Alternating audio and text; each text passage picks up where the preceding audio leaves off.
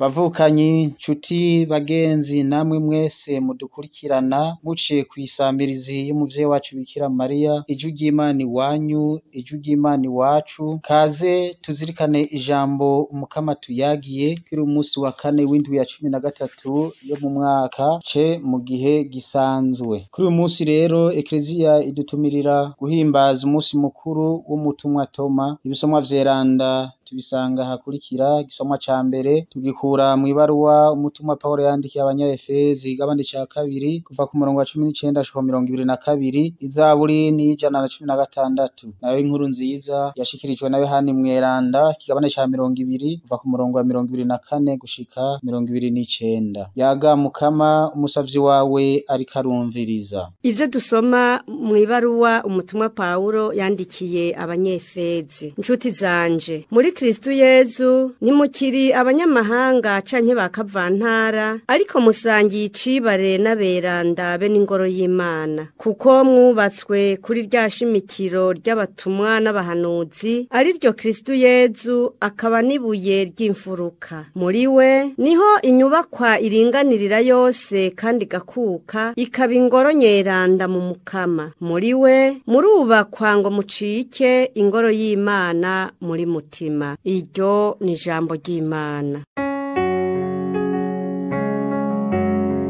Kw'irisi yose mushikiriza inkuru nziza ikiremwa cose. Kw'irisi yose mushikiriza inkuru nziza ikiremwa cose. Ntara zose nimuninahaze Umukama, bihugu vyose nimumushemeze. Kw'irisi yose mushikiriza inkuru nziza ikiremwa cose. Kuko ubuntu bwiwe bwabaye akayazwe mu bantu, none naryo iteka ryiwe ryamaho imyaka yose. Kw'irisi yose mushikiriza inkuru nziza ikiremwa cose.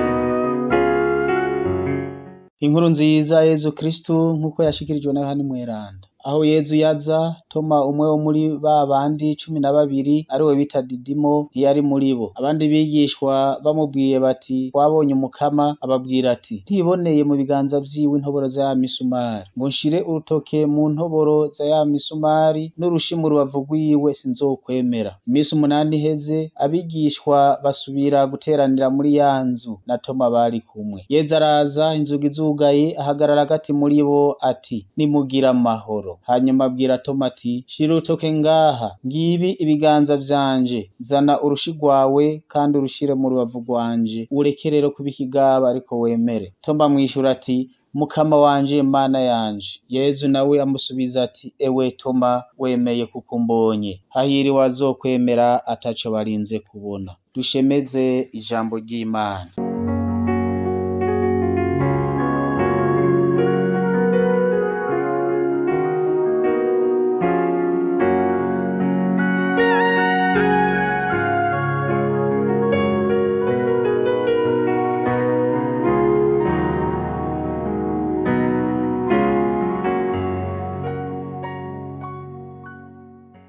Bavukanyi, ntore z'Imana, uyu musi nkuko natanguye ndabivuga duhimbaza umusi mukuru w'umutumwa Toma mweranda. Inkuru nziza ya Yohani mweranda twasomye niyo imutwereka neza. Dusomye iyo nkuru nziza itwereka Toma nk'umutumwa akekeranya mu kwemera. Ico twomenya nuko Toma yavuze kurya bivanye n'ivyo abatumwa bagenzi we bamubwiye bati twabonye Umukama. Aha rero turazi neza ico irivuga kubona risigura kwa Yohani. Si ukubona nk'uko bari basanzwe babona, ahubwo n'iyindi ndabo bahabwa na mutima mweranda yo kubona Yezu nk'Imana. Bavukanyi, inkuru nziza itweretse abatumwa ku mugoroba w'umusi Yezu yazuka bari buzuye ubwoba, mbere biyugaraniye mu nzu ku gutinya abari bishe Yezu ko bohava babajaniranya. Muri uyo mwanya Yezu aseruka hagati yabo ababwira ati nimugira amahoro. Toma rero ngo ntiyari muri bo. Jewe ubwanje ndatangarira Toma, aho abandi bari buzuye ubwoba bakiyugarana, we ntaco yatinya. N'ikimenyamenya ko atabwoba yari afise nuko atari muri bo, kumbure yari yagiye yasohotse aja gusuma ivyo barya ntibicwe n'inzara, iruhande yuko bari bishwe n'ubwoba. Toma rero bamubwiye ko babonye Umukama, hanyuma akagira ati ntiboneye mu biganza vyiwe intoboro ntoboroza ya misumari, ngo nshire urutoke mu ntoboroza ya misumari n'urushi mu rubavu rwiwe sinzokwemera.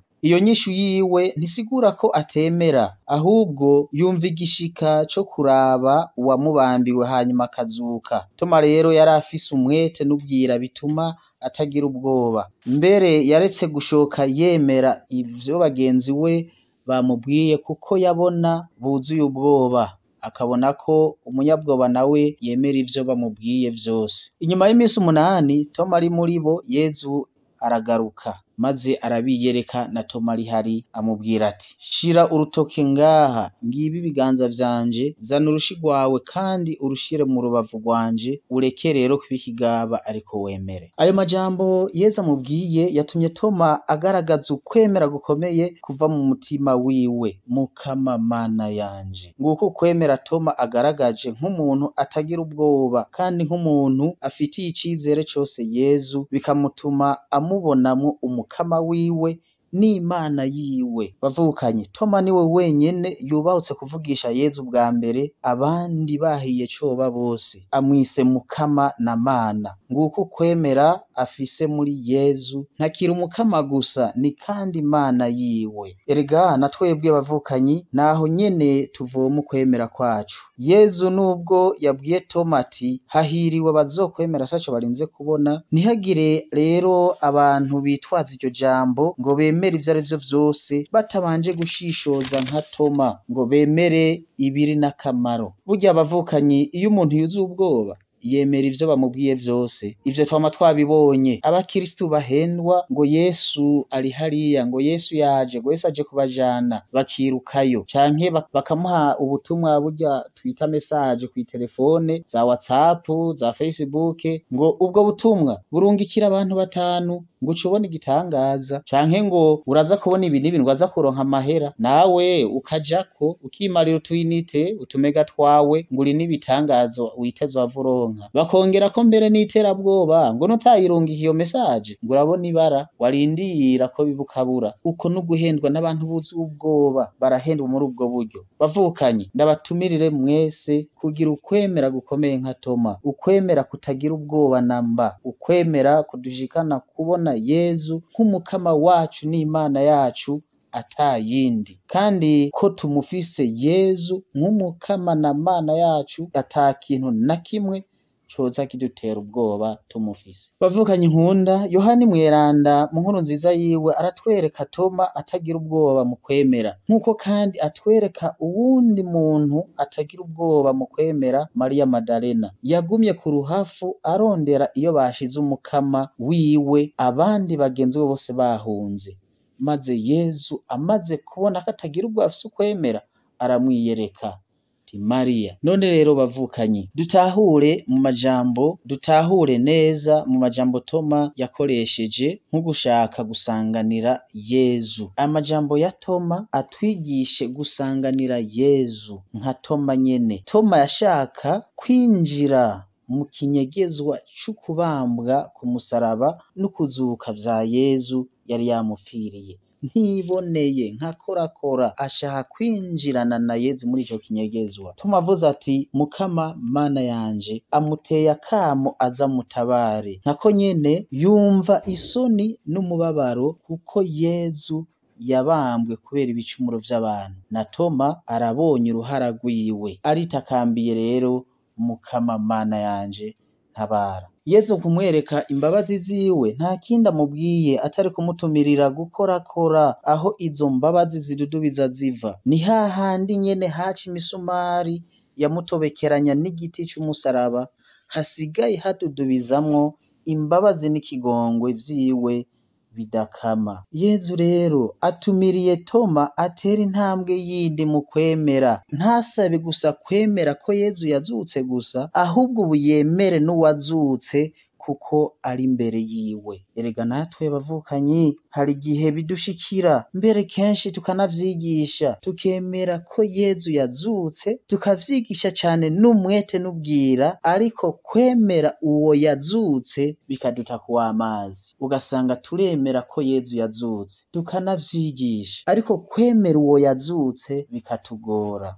Bavukanyi, nimuze rero dusabe Yezu wenyene atuje imbere, atwugurura amaso tumubone hanyuma tumwemere, tureke kwama dushimagiza ko Yezu yazutse ariko kwemera uwo yazutse bitugora. Dusabe rero bavukanyi, uyo Yezu yazutse adufashe kwinjira muri izo ngoma ziwe, maze tuvoma amazi n'amaraso y'ubuzima, twinjire kandi mu mushaha wiwe nyagusengwa wasogoswe, tuvomemwo urukundo rutagira ingero ruzodushikana mw'ijuru. Umukama abahezagire mwese, amen. Mwari kumwe na Patiri Sadite wa Diyoseze ya Ruyigi ari muri Paruwase Ana Mweranda yo mu Gitwenge.